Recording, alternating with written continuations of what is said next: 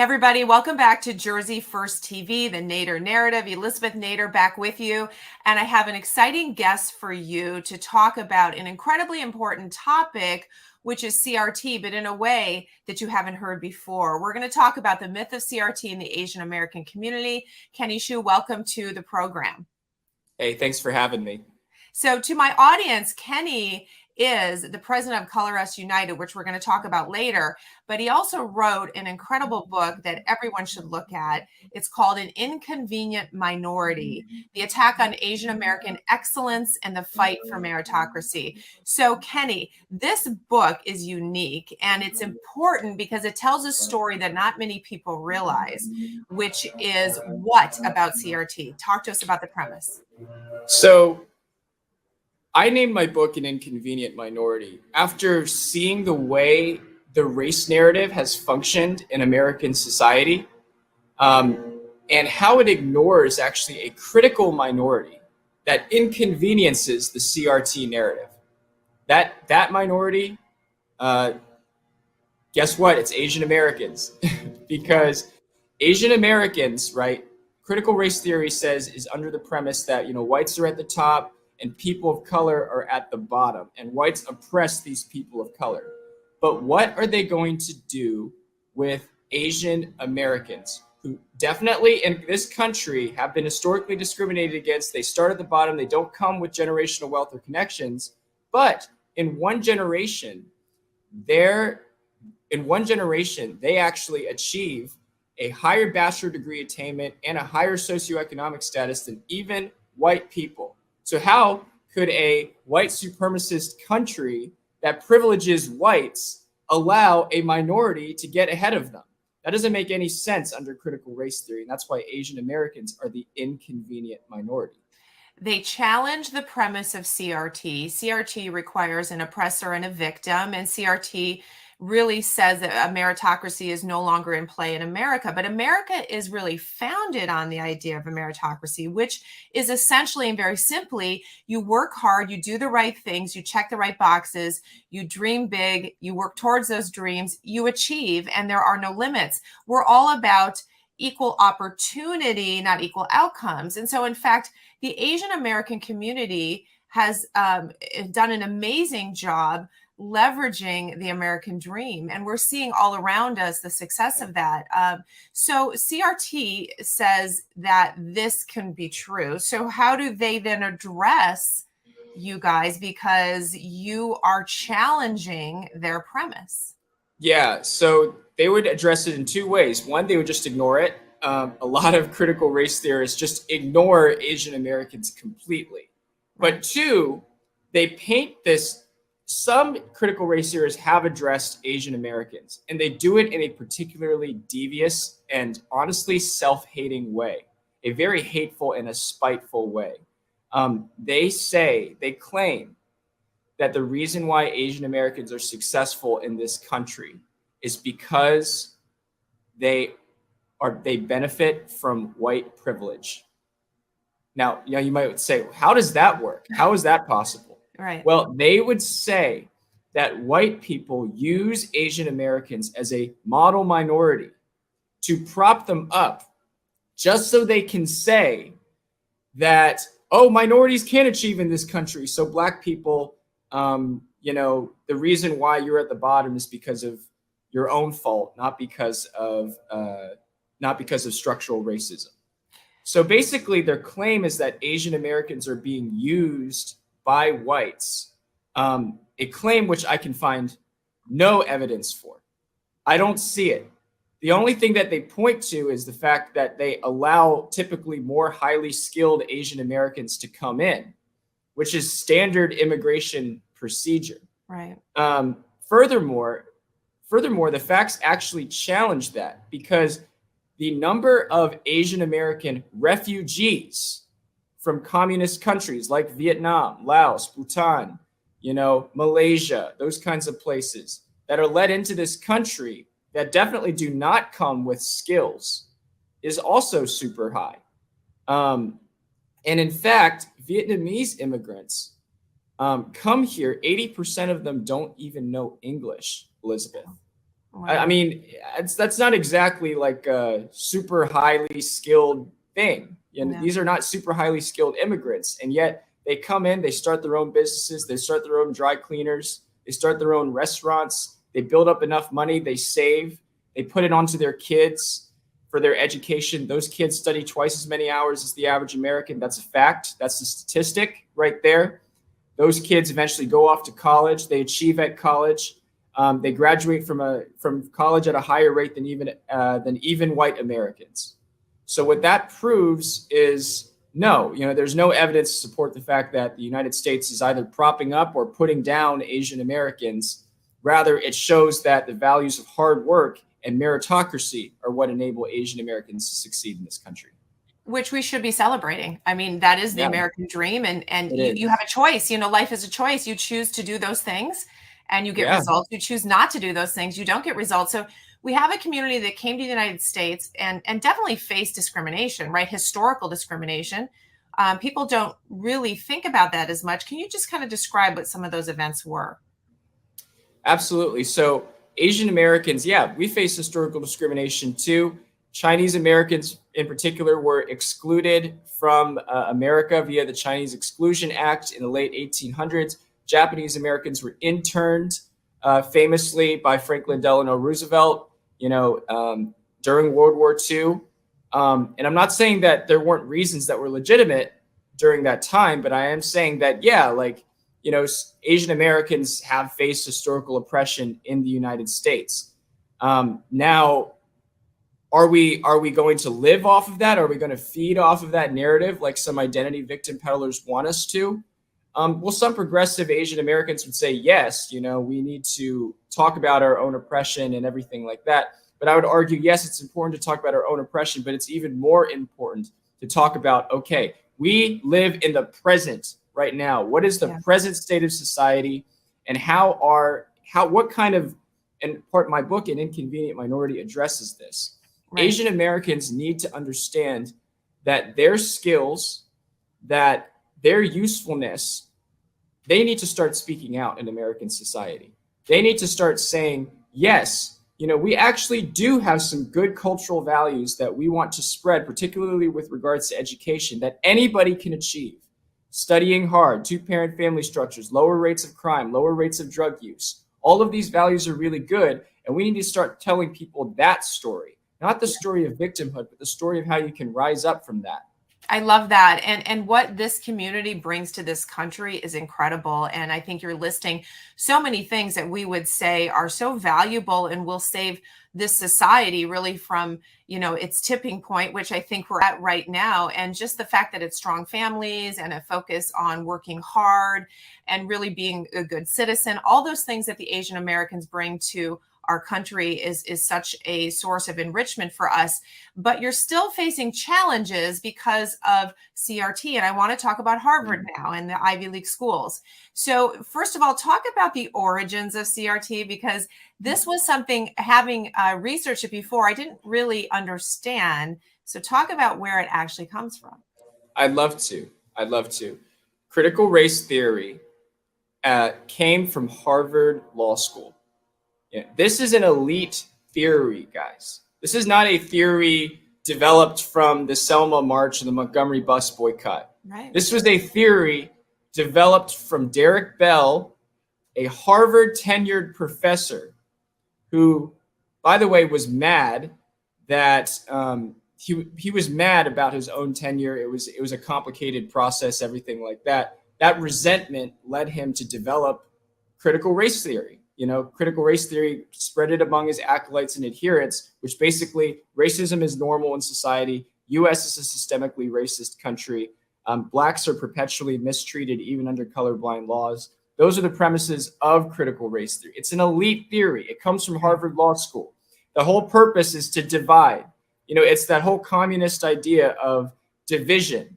But instead of division by class, America has always had a fairly low class consciousness compared to other countries like Russia, Europe, Right. even countries like India, everything like that. But we've had a higher racial consciousness because of our history. So what Marxists like to do And what critical race theorists like to do is they like to exploit that division, and they like to put a privilege and oppression dichotomy up out there. And then that's where critical race theory comes from.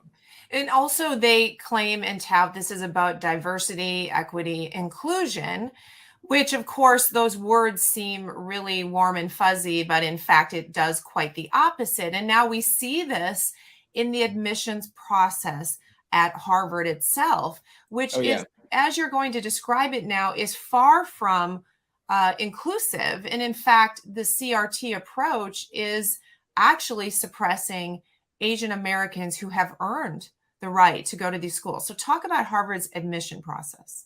I would love to. So critical race theory, by setting up this dichotomy of Asian Americans, saying Asian Americans are white adjacent, the ultimate end of critical race theory is to pass policies that actively promote certain minorities over others, and especially whites, right? So they call this equity. Right. Equity means we want equal representation in schools and everything like that. That means that every school has to be 15% Black, 15% Hispanic. Every corporation has to be 15% Black, 15% Hispanic, everything like that. And so in order to do this at Harvard, what they would do is they would create an admissions system that preferentially treats Blacks and Hispanics over Asians, and to a lesser extent, whites. An Asian American, for example, has to score 440 points higher on the SAT to have the same chance of admission as a Black person. Wow. And 150 points higher to have the same chance of admission as a white person. This is a narrative. This is an admissions process based explicitly on the principles of critical race theory. Now, you might say, oh, well, Kenny, isn't there like, there's so, Harvard gets so many qualified applicants, why not just use race as kind of a balancing factor? Well, the reason why is because at the top level of academic achievement in this country, it's actually not racially equitable. And, there's a lot of reasons for that. But for example, Asian Americans have 55% of the top of SAT scores above 1,500 in this country. 55% of the people who score higher than 1,500 on the SAT in this country, out of 1,600, by the way, are Asian Americans. Wow. Okay. In contrast, less than 2% of math PhDs in this country are Black Americans. There are differences, skill differences at the top that maybe you could argue go back to the public education system, everything like that. But the fact is, the top of the academic hierarchy is not racially equitable. Right. And so trying to impose a racial equity system on a segment of a population in which achievement is not equitable inevitably means that you're discriminating against Asian Americans. That's what it means. Clearly. Yeah. And I mean, as we raise children and bring them through the school systems, however those schools are, public, private, whatever they are, we're always focusing on achievement. But yet, in fact, this flies in the face of that, because we say, work hard, dream hard, work hard. And yet when you go to apply to your dream school, it's no longer going to be based on what you've achieved, but start with the color of your skin. This is really changing society, because ultimately and eventually we will have this idea that an equal outcome is owed to all of us rather than an equal opportunity. Shouldn't we be focusing on the inner cities, on the school systems, on the family structure, on fixing the ills in our society, fixing the things that will allow the opportunity for everyone rather than the outcome? Exactly. And there's no question, there's no evidence to support the idea that race preferences even benefits Black Americans, especially in the maths and sciences. Unfortunately, Black Americans who go to math and science programs in which they're in a lower competitive tier than the rest of the class, they tend to struggle. They actually tend to get discouraged. They actually tend to drop out of the math and sciences major at a much higher rate than other minorities, precisely because they're put into a competitive pool in which they are at the bottom. and they're not even like close. They're like way at the bottom Yeah. on these because of race preferences, not because they aren't good at math or Right. anything like that. In fact, if they were matched into a program in which they're accurately competitive, their competitive level was accurately measured, they actually tend to graduate at exactly the same rate. They actually tend to get exactly the same grades as all the other people, and they tend to do well. So there's no evidence that racial preferences helps these populations. In fact, there's a lot of evidence to suggest that it hurts them. So Harvard is in a lawsuit. Some other schools have had these lawsuits as well. Harvard has spent an amazing amount of money defending this. You are telling me now that's going to the Supreme Court. Talk to us about that lawsuit. Sure. So Harvard is embroiled in a lawsuit right now against Students for Fair Admissions, which represents rejected Asian American applicants to Harvard, and also the University of North Carolina, Chapel Hill. That's another university that's embroiled in this lawsuit as well. Mhm. And the Supreme Court has recently taken up that lawsuit. They have taken up the lawsuit in January. And it's a huge lawsuit. It might decide the future of race preferences in America. And I think it's if the court decides the way that I want the court to decide, which is to abolish the system of race preferences that Harvard is using, this anti-racist admissions process based on so-called equity, equal outcomes, then I think that that's going to be a big nail that we can use to drive out wokeness and critical race theory in this country today. Absolutely. We'll be watching that because I think you're right. We need a win there, right? I absolutely. Definitely. This is showing up CRT in all the schools. We know parents are fighting it. Parents are outraged. I think parents have gotten more involved because they've seen their students at home during COVID and understood, wait a minute, what are they teaching them? So when you look at the Asian American community and the way that parents raise their children in that culture, are they telling them something different now? Are they starting to say, wait, you're going to need to work even harder, or we're going to change our approach? I mean, there's really, how do you deal with this as you raise your children and set goals for them and paint a picture that America has always had, which is based on how hard you work? What do you do now? I think it used to be that Asian Americans would look at this and say, well, there's no way of changing the system, so I'm just going to teach my kid to work twice as hard, three times as hard. The problem with that is that even if you work twice as hard, three times as hard, Harvard is not necessarily going to give you extra points because of that. In fact, they might use that to stereotype you and actually discriminate against you even more. You know, Harvard has this model of Asian Americans, this kind of textureless math grind that they often use and deploy against Asian Americans in the admissions process. In fact, Harvard rates people on three things: academics, extracurriculars, and personality. And Asian Americans score highest in academics, they score highest in extracurriculars, and they score lowest on personality, on this personality score, of which there's no objective evidence to suggest that Asians have the lowest personality, which is like a group of likability, humor, everything like that. Right. They have the highest scores on alumni interviews. They have the highest scores on teacher recommendations. They have the second highest scores on counselor recommendations. I don't know where they're getting this from. But the point is, Harvard has this stereotype of Asian Americans. The harder you work, the more they're going to discriminate against you. Like this is anti-American. It's very, yes, it's very anti-American. I wonder how much of this, which has infected higher education especially, is taking sort of the bloom off the rose a little bit as it relates to Ivy League schools. Is there going to be a shift away from people really saying, that's my goal, I'm willing to work really hard just for that name, spend that money, go into debt? Are we putting these schools too much on a pedestal, and is that going to change? Yeah, I definitely think we are.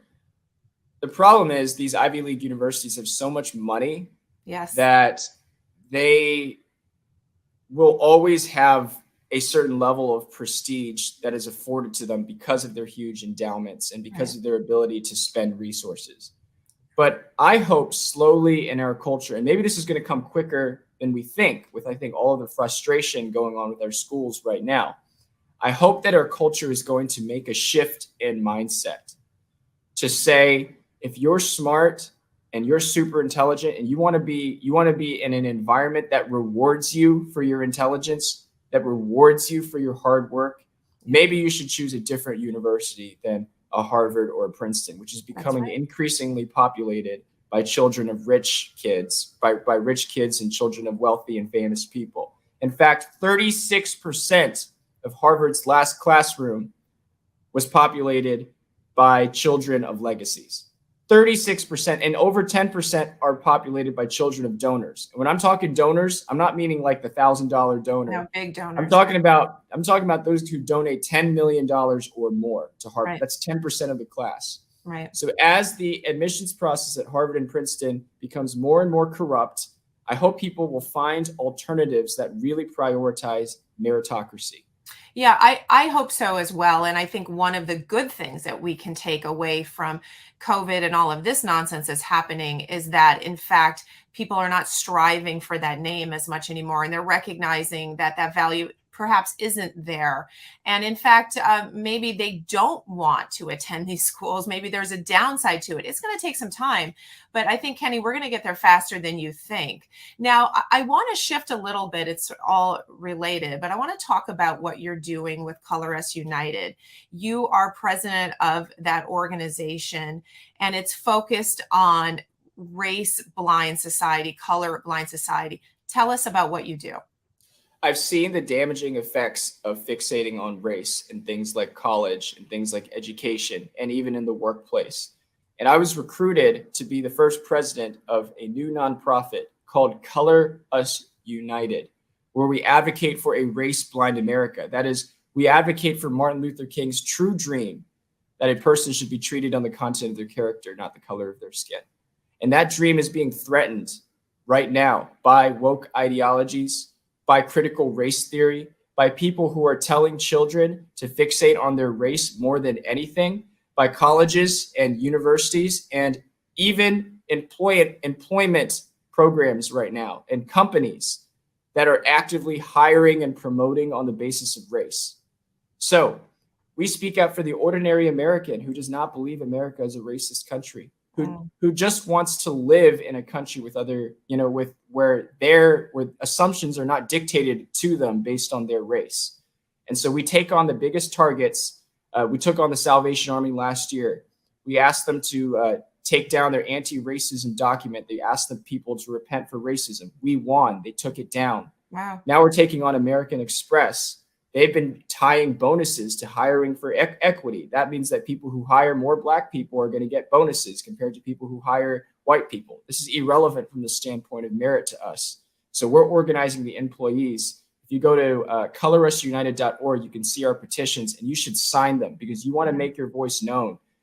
We have a strategy of things that work. Our strategies work. They take down wokeness and CRT. And so if you go to coloristunited.org, you can find us and support us. What an incredible organization. I have to ask you this. I've said to people before, we should all be colorblind. And I've had some people say, I don't want you to be colorblind. I want you to remember my race because we've been oppressed and we've suffered. What do you say to someone who says, I don't want you not to see my race? I will say, then tell me your story. Tell me your story. Tell me what happened. What happened to your ancestors? What happened to your grandfather? Clearly, this is a meaningful issue to you. If they can't come up with what actually happened in their lives, though, then I would say to them very gently, look, you say you want me to know your story, but you don't even know your own story. And I'm not going to make assumptions about your story. Assumptions that have no basis in reality. The truth is, Black Americans in this country have very diverse backgrounds, okay? Asian Americans in this country have very diverse backgrounds. And by the way, white Americans in this country have very diverse backgrounds. Not all of them were children of slaveholders. In fact, a very small minority of them. Most of them were immigrants to this country who came in the 1900s, or late 1800s. And that is something that we should be celebrating. This is why I don't believe in making assumptions about people based on their skin color. I don't believe in when you and I are having a conversation, Elizabeth, I want you to look at me, and I just want us to have a conversation as individuals. And if I tell you the story of my ancestral oppression, you should listen and everything like that. But if I don't want you to assume that I have a history of ancestral oppression. That's Right. just the way it is. That's what Right. being colorblind is all about. Yeah, I love that. And the reverse is true as well. I mean, I happen to be someone whose family fought to free the slaves, and some of them died doing that. I don't tout that as freeing me to be able to act however I want, because I, in fact, have a family history of standing up for everyone. I think history is important. We learn from it, but we shouldn't be held down by it. And your approach is incredible. It's healing. It will change what's happening in the schools, what's happening in corporations, and even look, the military has gotten woke. I mean, we have this wokeness virus really that threatens to take down the very core of what makes this country great. And what makes this country great is that all participate and that everyone has a chance. And I think what we can do is continue to try to provide equal opportunity. That's different, right? We continue to strive to make sure that people have access to things that will allow them to achieve if they choose to do so. So Kenny, I could talk to you for such a long time because I think you're incredibly intelligent. You have a great approach for this. It's something that we need so desperately more now, I think, than we ever have. So if people want to get involved, support you, colorusunited.org. That's the website, correct? Absolutely. Go to colorusunited.org.